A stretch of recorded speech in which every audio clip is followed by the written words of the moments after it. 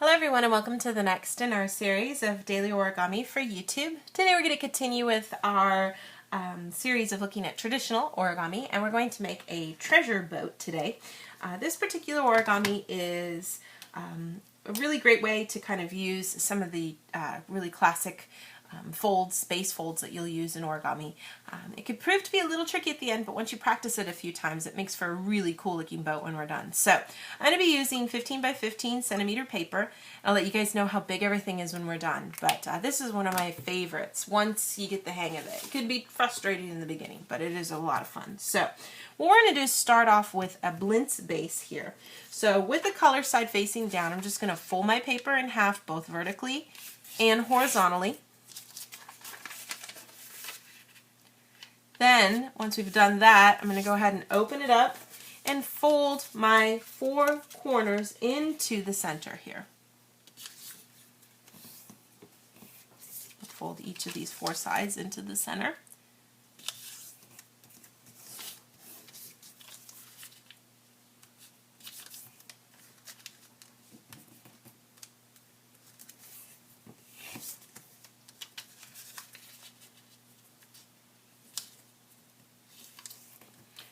So once you get all four sides folded into the center, try to get that nice and smooth here, hold on. There we go. So you get all four sides folded into the center. Then I want to go ahead and take one of these sides and fold it into the middle. Now you want to just make sure that you're not accidentally, folding over any of the, make sure that this part doesn't like pop out when you're doing it, but you just want to fold into the center and line up the edges so that you know you're doing it straight. I'll do this side too.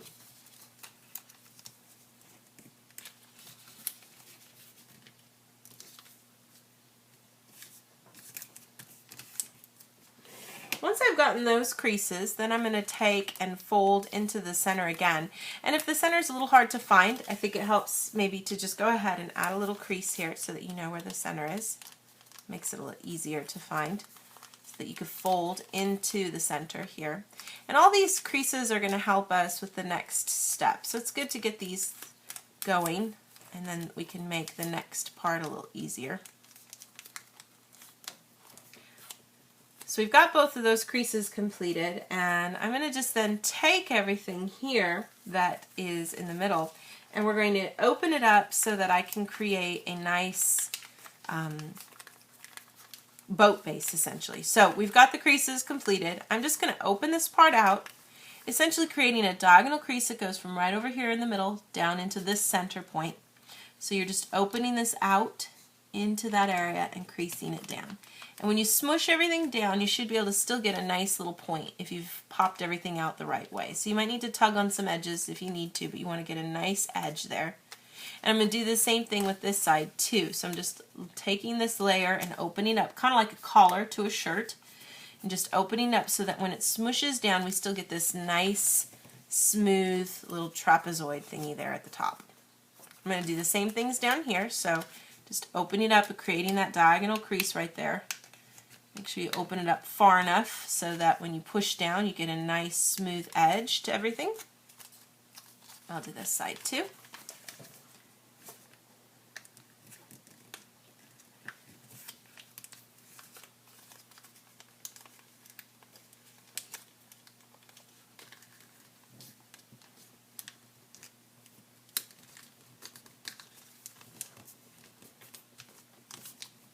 So you should have this double boat base now. Here, flip it over. I'm going to take these outer edges and fold towards the center. And I want to keep everything nice and flat behind it. So you want to just keep it as a nice smooth crease right into the center here. And I'll do the same thing on this side too.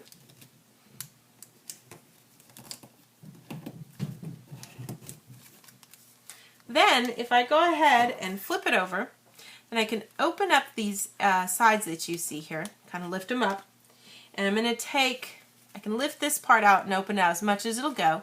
I want to take this part here, and if I just gently put my finger in here and push up on this tip, I can push this straight up as far, you want to try to reach that edge back there if you can, and then lay it, smush it down so that it lays flat, and you get a little trapezoid there at the top, and then everything lays flat nice and smooth. So we're going to do the same thing on this side.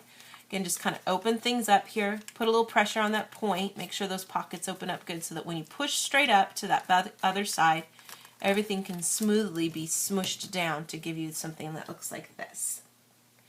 Now, the next step, we're going to take this little flap that you see here, and I'm going to unfold this side. Now this can be a little worrisome because you might be seeing stuff getting stuck underneath. You want to make sure nothing's folded in a place it shouldn't be. So do this gently. You might have accidentally gotten just a tiny corner of it underneath one of the sides, and that can make the whole thing kind of tear. So you want to be careful as you pop this out. But then once you get that part sort of started and all the way down here, you should be able to pop it out all the way and smooth it out to be this nice big triangle on the side. And if there's any paper layers that got kind of folded over, mine got a little creased here. I'll just smooth that out so that I've got that nice big shape on the side. I'm going to do the same thing over here too. So if I take this little flap and then we lift underneath and just gently tug along the edges to make sure it's not underneath any of those layers. And it's really easy for those to get stuck under there. There's a lot of folds in this, so don't worry about that if it's like that. Just take your time to pop it out so that you don't accidentally tear your paper. Pull it all the way out to that point and then give it the final tug to let it fall out. And then just smush everything back down flat again. Again, I got a little layer of that to fold out there. We'll smooth it out so that we have something that looks like this. Now I'm going to flip it over, and we're going to take these the 4 creases, the 4 tips that we have here, fold straight up again. You may or may not kind of get close to the center. Don't worry about that. You don't want to put any extra strain on the side, so just try to fold up as straight as you can, even with the creases you've made. Take this part and fold it down too. Take this part. There is a crease there, so you're just reversing it and fold this part up. So we fold all 4 flaps up to create this new shape here. And then as the last little bit, I'm also going to take this part on the side and fold it in. So that I have something like this. Now, if I look at everything just like this from the side, I'll take the top and fold down on the crease that's already there. And then turn around to look at the other side. And what we're going to do on this side is take and create a crease that goes from right down here where the white and the orange meet and right up to the tip. So you're just going to kind of start your crease and get that kind of going at a good angle.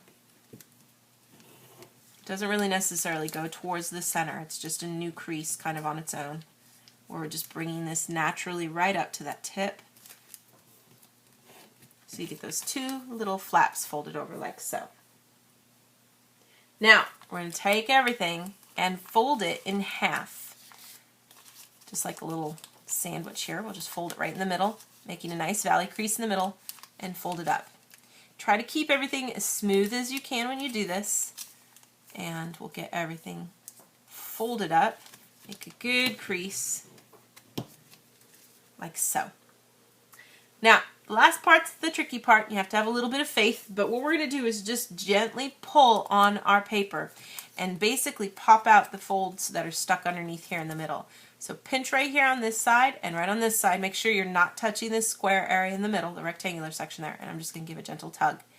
And you'll notice that each of these sides can pull up and out all the way until you can't pull anymore. So we'll just keep pulling, and then you can see there the paper matched up to itself. And I'm going to pull on this side too. Just keep pulling until it also comes all the way out, pops out there. Then if we look at things from the other side, we're going to clean things up so this looks better. Let's start at this end first. What I'm going to do is make sure that this part gets popped up here in the back, and we get these 2 parts here to come into the middle. And we want to just allow everything to be smoothed out to create this extension of everything here. You can kind of pinch on it as you work, but we want that to be able to push up and create a nice little flat spot here. So you can kind of guide it along with your fingers as you're working to make sure that we get that nice section there kind of flattened out there at the back. Then if I look at the front section, I want to make sure that I've got all of this here going the way I want it to too. This part too should be able to pop out, and you should have these sides meeting in the middle, and you could get this nice smooth surface at the top. And this part here, I'm just going to allow it to come together and curve back outwards, which gives this cool shape to the boat. So we're looking at the bottom here. I want to make sure I'm making this bottom part of the boat flat. So we're going to put a little pressure here to make sure that this gets flattened out. Kind of tug on the sides to make sure it gets flattened out. And that this part gets pulled out here to create new creases. You might need to guide it with your fingers, but you want it to be opened and create a nice crease from here on this side and this side, so we get a nice smooth edge there. I'm going to do the same thing on this side too. So I'm just popping it out, and the creases are already there. You're just making sure that they get defined by getting opened up here. And that should give you then this really nice smooth bottom to the boat, a nice smooth edge to the sides, and then you could just double check, make sure everything looks good on the top again. I've got this side here, and then this side just rolls around again if that got popped around when I was working. Get that to roll around. And that should give you your completed treasure boat. So cool looking. I love this guy. So the dimensions for this are about 10 centimeters by 4 centimeters.